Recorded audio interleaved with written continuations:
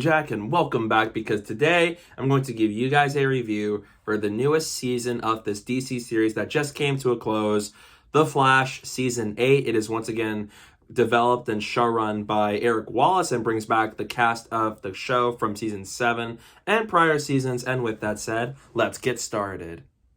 If you guys have seen my two videos on The Flash, my ranking the 7 seasons video and my Season 7 review, you know that I've been watching the show since the first season came out, and I really loved the early seasons, but I also was not a big fan of this previous season. I thought it was easily the worst of the 7, and it was a very big letdown compared to all the other seasons of the show. So coming into the season, for the very first time, I had very low expectations for this season, and I wasn't as ecstatic for a new season as I usually would.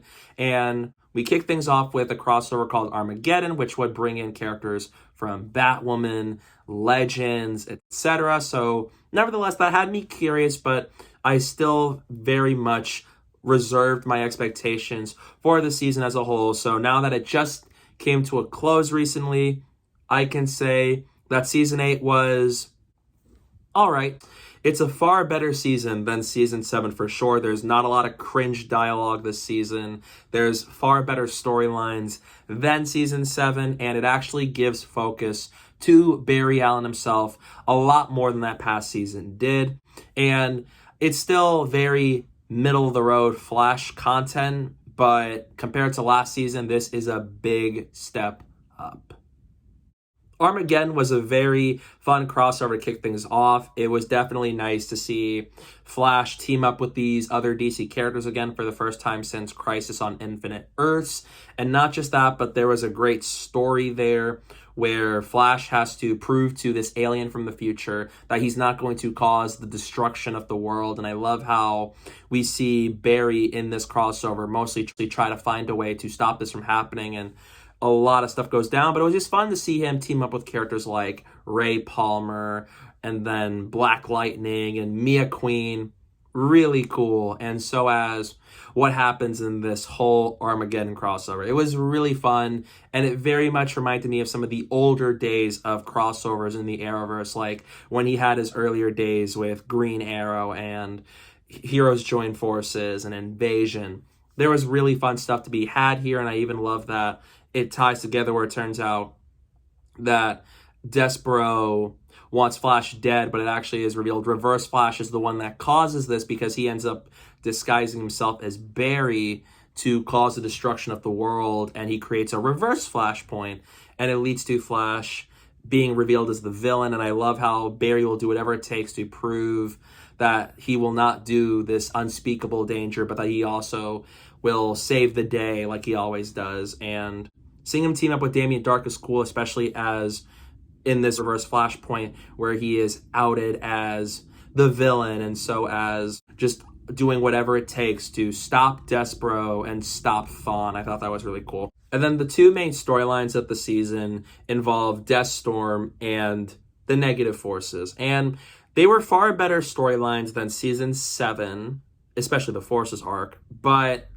they could have been better executed in a sense. The ideas were certainly there, but I never really felt like they were quite as capitalized on as they could have. And one of the biggest aspects of the season is Iris's time sickness, which was heavily teased at the end of Season 7. And this season focuses, or tries to focus, a lot on that. But these storylines never really feel like they have enough time to breathe and get as much development as they could have to really leave an impact on me. Because the Deathstorm storyline, for instance, there were a few aspects here that I thought were cool, and he's actually a pretty decent villain. But because we don't have as much development in that storyline, I felt like nothing out of it. And by the time it ended, it had a sad conclusion, but it also didn't feel as emotional to me because it felt undercooked, didn't have as much time to flesh things out, and I feel like they needed a lot more time with it. And that also applies to the Negative Forces storyline in the back half of the season, because one of the biggest issues I have with the season is interlude episodes. Season 7 feels like the most fillery season of them all. It feels like so many episodes don't amount to anything, and they focus on characters that I don't really care for. And this season brings that back here once again, where they focus on Allegra and Cecile, and nothing against the actresses. They do fine with what they have to work with, but I just do not care about those characters, especially Allegra. They give them too much focus to storylines that don't tie into anything, and they don't feel as investing in any shape or form. And I just don't feel like they serve as much of a purpose here, and we could have spent more of those screen time focusing on other stuff like Barry, Iris's time sickness, Death Storm, negative forces. And I feel like the season gives too much focus to the wrong characters. And while this season gives Barry a lot more focus than he ever did last season, that was not really a hard challenge.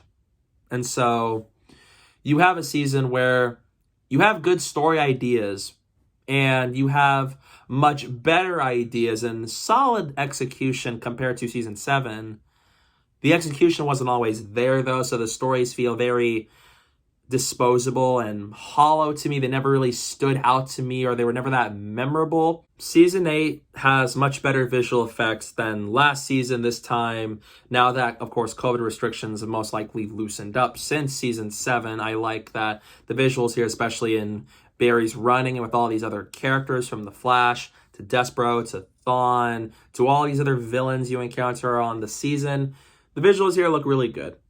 Obviously, they're not the best the show's visual effects have ever looked, but for what they had to work with and compared to last season, this looks decent here. It looks solid for a TV show. And the first half of the season, after Armageddon, has the Deathstorm arc as the first story arc. And so that is actually a pretty decent story arc. You have good ideas there with Deathstorm as a villain, the twists and turns that play out, and so as the end result, I think, was the right way to conclude things. However, they weren't quite executed as well as it could have, and they don't give the storyline as much development. Deathstorm felt very undercooked and underdeveloped, so when things happen with Deathstorm, aside from a few key moments, and so as how things progress with our characters, I felt not that much out of it in terms of emotional weight. And it also applies to the Negative Forces arc happens in the back half of the season, because great ideas, the execution wasn't always there, and it wasn't as written as well as it could have. Again, it's far better written than in season 7. The lines are a lot more tolerable this time around. But another big problem here isn't just the storylines not being executed as great, but the wrong characters get so much screen time. So just like how in Superman Lois, I feel like the Cushing family got way too much screen time in season 2. This season gives way too much focus to Allegra, Cecile, and a lot of these other side characters that I just don't care for. It's not the actors, but Allegra has just always been a very one-note character to me, and I've just never been interested in her at all. And Cecile, I don't really know what her purpose is. They're trying to make her a superhero of sorts with her abilities, and she's always just used to, like, oh, we have to get out of our writing problem. Let's just use Cecile. They're not compelling characters. And I love that Barry got far more focus here than last time, but that's a low bar. And while it's nice to see Barry get more episodes front and center, especially when he does his thing, because there are moments where I finally get to see Flash do things himself, that's cool, because we're in the stage of the character's career where he shouldn't have to have a team with him. It made sense in the first 3 seasons because he was just starting out. But now that we're 8 seasons in, I feel like the Flash should be able to operate these things mostly on his own. And thankfully, they give him time to show how powerful and fast the Flash really is. However, because they focus on the wrong characters, they devote so much screen time to storylines about Allegra and Cecile that it just doesn't amount to anything in the end. And it's just like how I felt with season 7, where Allegra and them get too much screen time to the point where your main character doesn't get enough screen time for storylines that don't matter as much. And in the end of things, I feel like certain plot threads just kind of felt like they just vanished. They don't really get proper payoff in the end. So I just sit over here like, what was the point of that? And so, not necessarily a season that I disliked. And I do think that the way each of these arcs resolved were the right way to do things. And there are some really, really good episodes, like episode 8, episode 11, episode 13, episode 15 and 16, and episode 18, which is probably one of the best episodes of this season. Doesn't really have a lot of standout moments in them. And I think the villains themselves are not horrible villains, but they're not great villains necessarily either. And I feel like the writing could have been a lot better on these storylines to really have me invested in our characters and what's going on here. Because most of the time, because they focus on the wrong characters or characters I just don't care for, I don't feel as much when we get these end results. And I feel like season 9 really needs to devote more focus to Barry, because of course it's important to have side characters, but not at the expense of your title character. And I really need the Flash to get more focus next time around, even though he got a lot more focus here than season 7, which is good. It's a good step forward, but I still need more of him, and I need less of certain characters, and I need more time to flesh out these storylines we're getting, because we get far too many interlude episodes. Far too many. To the point where your final story arc doesn't really start until episode 17, 18. That's 3 to 4 episodes left the season.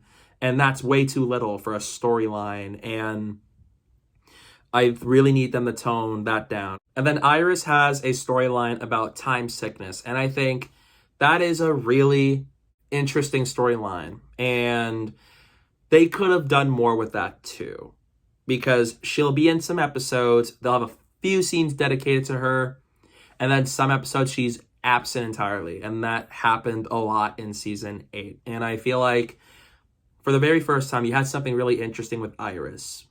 To sum things up, the visuals were good. I like that Barry got a lot more focus this time around.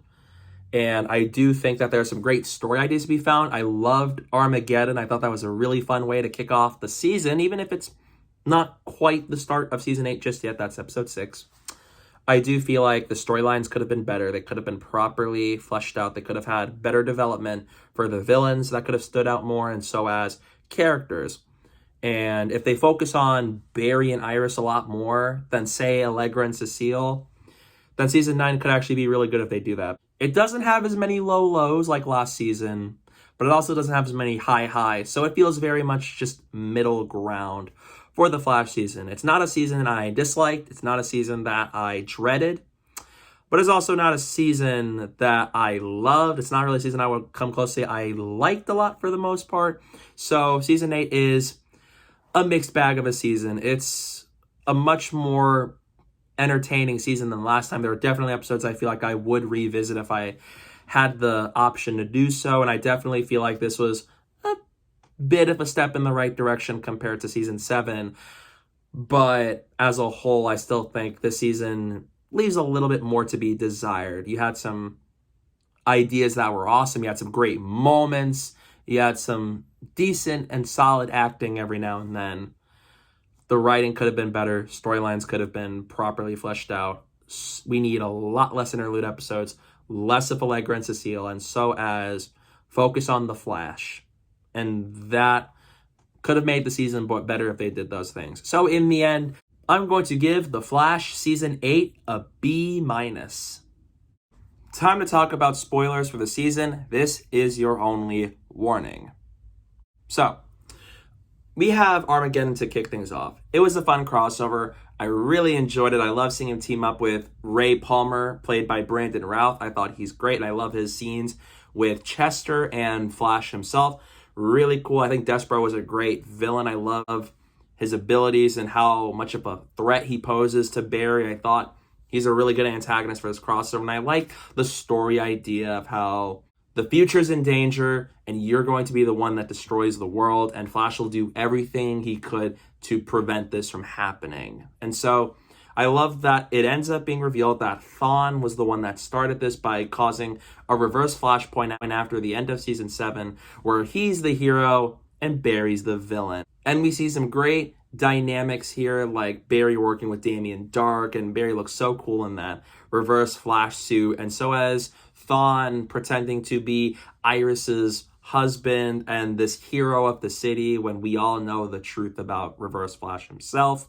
And so really like that. And the first 4 parts are great, and I love that we finally got to see a crossover between Flash and Black Lightning, because I felt like Black Lightning ended way too soon, and I loved Grant Gustin and Cress Williams' dynamic with one another, especially in that Crisis on Infinite Earths crossover. So I'm happy we got to see them in episode 3. I thought they were excellent, with Black Lightning being sort of a moral compass of doing whatever it takes to try to convince Barry the right thing to do. And so as this whole situation, and so cool. I really like Black Lightning, so the fact that we got to see him finally be with the Flash in an episode for a good several minutes, that was awesome. I think the final part of Crisis on Infinite Earths wasn't that great, though. I think they really had a good chance to finally wrap up Mia Queen's storyline with the canceled Green Arrow and the Canaries, but they did not do that. Did not like that idea, and I don't even know when or if they'll ever be able to resolve it. And the way Barry finally got the gold boots on his Flash suit felt so anticlimactic to me. It's like, you right now have the perfect Flash costume for live action. I love it so much. And the last thing I needed was the gold boots. But the way he got the gold boots felt so odd to me. And I just was like, that did not feel very satisfying. And it was a very underwhelming way to finally give us a very comic accurate Flash costume. And not only that too, but the way characters treated Thawne, especially as we find out like Thawne's dying and all this stuff. What are we going to do? Take his speed, let him die. And that felt very out of character for a lot of these characters, especially Joe. It just feels so weird to me. That's like, we all know how much trauma and trouble that Thawne put on our heroes. So to watch the heroes suddenly act very sympathetic towards Thawne, that just doesn't feel right to me, and that felt way out of left field. And realistically, because Thawne is literally the pure embodiment of evil, he's literally teamed up with the Nazis from another Earth, I did not get this at all. And I do love the character of Reverse Flash. I think he's a great villain, and so as gives us one of the best villain-hero dynamics with Flash and Reverse Flash. I did not like how they really resolved Armageddon with Part 5. It's not a bad episode, but it's easily the worst of the 5, and I feel like it just wasn't quite a strong conclusion to what was an otherwise great crossover. The first main arc of the season outside of Armageddon, which was a crossover, so not really a story, was Deathstorm. There are some great ideas with Deathstorm. I like the idea that it's them trying to stop an entity who kills people based off of grief. That is a great idea for a villain. And the idea of who it ended up, just how it plays out, and even the resolution, I think was a good way to do things. I didn't think the writing was all that there, though, and I don't think the execution quite worked for that one. So the big reveal, what we all thought, was that Robbie Amell returned to the show to play Deathstorm, and that made me think that, was Ronnie Raymond back? Because this is something I've been actually wanting to see since season 2, because I thought, multiverse, there's probably a chance he might still be alive, and this season finally gives us that. But then we realize Ronnie is indeed dead. Deathstorm used that as a cover to trick us into thinking that Ronnie is alive, and Deathstorm looks awesome. The abilities were cool, and I really like the dynamic that some of the moments that Deathstorm would have with Caitlin as a character. And I think the way it resolves things was great, where Frost was the one to stop Deathstorm, but she loses her life in the process. I never really cared as much about Frost as a character, because I think I liked what they did with her in the first 3 seasons of her appearance from season 3. I enjoyed her in season 4, and so as season 5. I never really felt like the show did much with her after that. Never really felt like she had as important of a role after season 5. And so it was tragic that she ends up sacrificing herself when she absorbed Deathstorm to defeat him, and it ends up killing her. That was a sad moment, but I felt like it didn't have as much emotional weight because I wasn't as Frost wasn't a character that I loved, so it never really struck me at the heart, and so I felt like it was a sad way to go out for the character, but I think it was a death that I think the idea of it was great, and I think that was a nice way to, not really a nice way, but wrap up that storyline pretty nicely. And then the second arc was Negative Forces. So this storyline I don't think was quite as stellar. And so we find out that after Armageddon Part 5, what happened to Thawne, and that apparently instead of let Thawne die, they decide to take his speed away. And we all know for a fact that that ain't going to last for long, which eventually got his speed back. So it made us feel like, what was the point in just letting them take his speed away when you knew for a fact he's going to find out how to get it back down the line? And obviously he didn't get it back himself. The Forces did it for him. And this really ties into Iris's time sickness, which would have been an amazing storyline for Iris and easily one of the most interesting things that have happened to her in a while on the series. They don't give it that much focus. And that really disappoints me in a sense, because this is like a very interesting storyline. Like, why is she like just all of a sudden just popping in and out of time? And even if objects or people touch her, they would also disappear. That was so interesting. And when we focus on that, that's actually pretty good. But we don't get enough focus of it to the point where after episode 13, Iris is gone for so many episodes until that 2-part finale. And then it doesn't get resolved properly. The end result of it was nice, where they stopped the negative forces. Negative tachyons were revealed to be the cause of Iris's time sickness.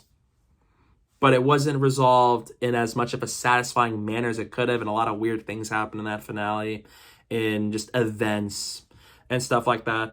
I still think it's weird that as much as I liked Nora and Bart from season 7, that making the very first official episode of season 8 be an interlude episode wasn't quite the strongest way to start off the season. And yeah, because this season has quite a lot of interlude episodes. Goldface, that was very much an interlude episode. Never really cared all too much about Kristen Kramer as a character, so I'm kind of glad they toned her down a bit after season 7. And then she finds out that Barry's a Flash yet again, because after a certain number of seasons, Barry just reveals his identity to everybody, and I really hope he stops doing that. Otherwise, they might as well go all Oliver Queen and have it be like, yes, Earth, Barry Allen is the Flash. I am the Flash. Y'all happy? Just like what Green Arrow did at the end of season 6. And funny thing enough, just like what Supergirl did at the end of the show. So definitely feel like they're either going to do that at some point where he reveals his identity to the world, because he reveals it to way too many people than he should, or he keeps it a secret. But who knows what they're going to do next. But that was kind of weird to me, with Kristen Kramer now finding out, even though she discovered it herself. And then after Frost died, Caitlin goes on this very mini character arc where every scene or two she thinks about trying to find a way to revive Frost by cloning her. And I really like Danielle Panabaker, but I do not feel like the season knew what to do with her character after the Deathstorm arc, and that was pretty weird. And I did like how Barry, there was that scene with Barry where he comes into the apartment and he just finds out about her wanting to bring Frost back, only for Barry to use his abilities and destroy all the equipment. I think I definitely like that scene right there. It just felt like Caitlin didn't do very much for the show after the whole Deathstorm storyline. And the Negative Forces arc had some great moments. I think seeing Matt Letcher return as Eobard Thawne for the first time since the start of season 3 on the show was awesome. I know we had him in Legends as a recurring character in season 2 as a villain, and he was in an episode or 2 of season 7 of Legends. So I love that we got to see him finally return to the Flash. I thought he's great. I really like him as this character, especially one who's not entirely aware of his evil past. Like, he's a Thawne that doesn't quite want to do all the bad things that we all know Thawne is capable of. So that was a nice change. And I do like the introduction of Fast Track. I think she's a cool character, and I liked her introduction in the back half of this season with the Negative Forces arc. I thought that was really good. And the Forces, I didn't like their storyline at all in season 7, but I did think they were handled much better here. Some of them, of course, don't show up until the last 2 episodes of the season, but I did like that their lines were not as cringeworthy as in season 7. So that was good to see. And I do feel like they should have used a lot more of Iris than they ended up doing with her character. And what really hurts these 2 storylines is you have good ideas, but they weren't quite given as much time to breathe, get developed, flesh out your characters, and make your villains very memorable. They just come and go. And interlude episodes significantly hurt this, at least for me, because we get so many interlude episodes focused on either Barry, Cecile, Allegra, and because I'm not big on Allegra and Cecile, those episodes are just very boring to me, and it's not the cast. It's just the writing isn't that good, and I don't really care about the storylines for those characters. And by the end of the season, it feels like they want to do stuff with Cecile now that she apparently can use telekinesis, but I'm just not that invested. I just don't care much. I don't care enough about those characters to really be as excited to see what they're going to do next, because I just realistically want more Barry and Iris. And so the Negative Forces arc was pretty entertaining. I liked the idea there. I liked that we actually got to see Diggle again. But one thing that really bums me out was you finally concluded the arc of Diggle and the Green Lantern ring, only for him to not pick it up. That to me feels like you undid years of development from Arrow, where they were setting up that John is actually John Stewart and that he himself got the Green Lantern ring, and knowing John Stewart in the comics, he is Green Lantern, and a really cool one, in fact. So when Arrow did that, I thought, that's really cool. I actually would like to see this happen. And you had this arc last year where in Flash Season 7 and Batwoman Season 2, Supergirl Season 6, and Legends Season 6 and all that Diggle is debating whether to pick up the ring because he wasn't sure if he wanted to yet. And it concludes here. But while I get the story reasons to why Diggle wouldn't take up the ring, that felt like an absolute waste of development, because it was obvious that Arrow was building this up, that Arrow wanted Diggle to be Green Lantern, but they end up not having him pick it up. And story-wise, I get it. You put family first, and that's good. Dominic Toretto would be proud.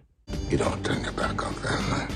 As a big universe, that just felt like a missed opportunity, and it felt like you really just undid development for Diggle for him to not pick up that ring. But when it comes to Iris's time sickness, I do like the reveal that it ends up that the Negative Forces, they poisoned Iris with time sickness so that it would affect the Positive Forces, which would lead to all these chain events unfolding. But one thing I did like, which really shocked me, were 2 moments. The first one being when Matt Letcher as Reverse Flash, you see him rip his face uncontrollably, and you see Tom Cavanagh emerge as Thawne. Even though I do really like Matt Letcher as Thawne, I do think Tom Cavanagh does a great job as the character for what he has to work with, and I always think acting-wise he's one of the standouts on the show. And also that it really ended on a shocking note at the end of Negative Part 1, where the Forces were tricking Flash to do all these things because they weren't trying to kill Thawne, and that they summoned Iris, and Flash struck her with lightning, and that really shocked me because I did not expect them to actually do it. I know in Season 3, they had this whole storyline where it's like Savitar's going to kill Iris, what's Barry going to do? And Season 6, she was stuck in the Mirrorverse until she finally got out of there. And this time around, I actually was very shocked because I do like Barry and Iris, and I think Grant Gustin and Candice Patton do a great job as these characters. So that really caught me off guard. It was like this whole time with this whole time sickness, they were going to get Iris killed because they knew that if this was to happen, they poisoned her with time sickness, all these things would happen, disappear, vanish in and out of time, summed her right to that moment. Flash strikes her with lightning. To his surprise, that was a crazy cliffhanger ending. And even though Part 2 undoes that, where in the afterlife she sees Damien Dark, which is nice to see him. I think after Arrow Season 4, they really do a good job with him in the Arrowverse, whether it's The Flash, Legends of Tomorrow, for instance, does him really well. But then Iris ends up being revealed to be, thanks to the time stone that Damien Darhk gave Joe at the end of Armageddon, Iris, with the time stone, ends up in this bar with Damien Darhk there. And it's always nice to see Damien Darhk. I think Neil McDonough is a good actor, and I really like him as this character, especially after Arrow Season 4. Legends of Tomorrow does a really good job with him, and I think I did like what they did with him in The Flash this season for these 3 episodes he was a part of. I thought it was great to see him return in this form. And I think the way things play out in the finale is all right. It's not a bad finale. It just felt kind of weird. So many things happened just way too quickly, not as much time to breathe. And because the Negative Forces arc didn't have much development or time to be fleshed out, it just kind of came and went. It was like, we need to get from point A to point B as quick as we can. But I did like the uses of the Forces this season far more than how they were handled in Season 7. And I think the Negative Force was cool to see, even if, again, they could have had more development. Because my biggest issue this season wasn't just so much focus on characters like Allegra and Cecile or the amount of interlude episodes we got, but it's really just these 2 storylines have so much potential to be terrific Flash content, but it didn't feel like they were written as well and they didn't get as much time to breathe. And I feel like if these 2 arcs had more episodes and more development, they could have been really good. And so with the Negative Forces, they confront Thawne, they give Thawne his powers back, and they use him as the Avatar once again. And he gets a brand new suit, which looks actually really cool, even if it's a very much a departure from his usual look on the show. We got to see him unleash havoc upon the Flash, which feels like it could start Armageddon once again. And so then Cecile rescues the Positive Forces so that they can help Barry and them stop Thawne and the Negative Forces. And so Flash, after a few moments, decides not to continue fighting Thawne, but rather meditate. And the Positive Forces, with their power, they remove Thawne from the timeline. I'm not sure if that's going to be the end of the character, because that's going to actually be pretty problematic for our timeline, because who's going to kill Barry's mom? Who's going to help train Barry to become who he is from that first season? So I feel like this is just a way for them to just get rid of him for now, because obviously with Thawne, there's always going to be another Thawne out there. They're going to find their way back into the string of things. So I wonder what they're going to do with Thawne after this, unless this is the end, which I'm not so sure of. There's always a chance he's going to come back. But it has a nice note to wrap things up on, where Iris's time sickness is gone. She's back to normal. And even though the idea is great, I feel like it could have been done better with more time.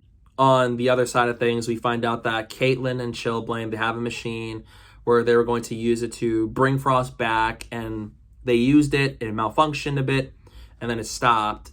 And so you hear Frost's voice. You don't know if this person's an ally or a threat. And it doesn't seem like this is Frost or Caitlin either. So it feels like this could be a new personality of sorts. I'm not sure. But I am not entirely sure where they're going to go with that. I do feel like this show has used her too much to the point where I don't know what they can do with her anymore. So who knows? Season 9 has something up their sleeve. So I'll just wait and see what they're going to do there. It could be interesting, but who knows? And the Barry and Iris are back in their loft, just back to normal for the first time this season. No more time sickness, no more Thawne. And they're talking about how the Negative Speed Force will now try and find a new avatar to take its place, to unleash craziness upon Central City. And Barry talks about how no matter when that will be, or who the Negative Speed Force will choose, he will be ready to face this new avatar. And you get a glimpse from the future in the year 2049, a blue crystal, which teases Cobalt Blue. And that has been a villain that I've been wanting to see on the show for a very long time. Now, obviously, with how the storylines were handled, I am pretty much going to limit my expectations here. Now, this is a villain I've wanted to see for a while. Again, I could be wrong, but I feel like Cobalt Blue is most definitely who they're teasing for Season 9 as their big threat. And I'm curious to see if they're going to bring Rick Cosnet back as Thawne, who appeared in quite a few episodes this season, by the way, and that was a nice thing to see.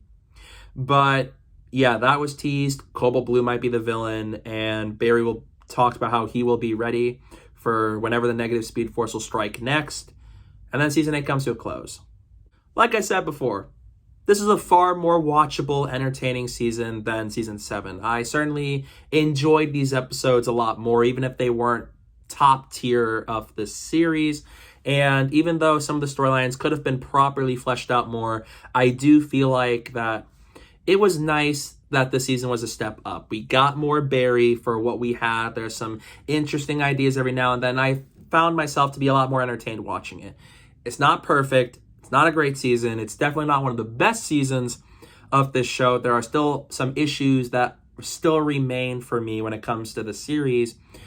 But for now, I do think season 8 is a decent enough season. It's watchable. I would much rather watch this than season 7. There are episodes here that I do really like, even if the entire thing as a whole is just decent at best. So yeah, those are my thoughts on The Flash season 8. What did you think of this season? Let me know down below in the comments section and give me your thoughts here. What did you think of the season? Are you on the same boat as me, or did you actually like it or dislike it? I'd love to hear all that down below in the comment section. And stay tuned. I have a review for Stranger Things 4 coming up soon as the final 2 episodes premiere very soon. Cannot wait for it. That's going to be insane. So stay tuned for that. And don't forget to follow me on social media. My username is down below at the bottom of the screen and in the description below. So please go do that while you're at it. And thank you guys so much for watching. And don't forget to hit that like button and the subscribe button. And stay tuned for more.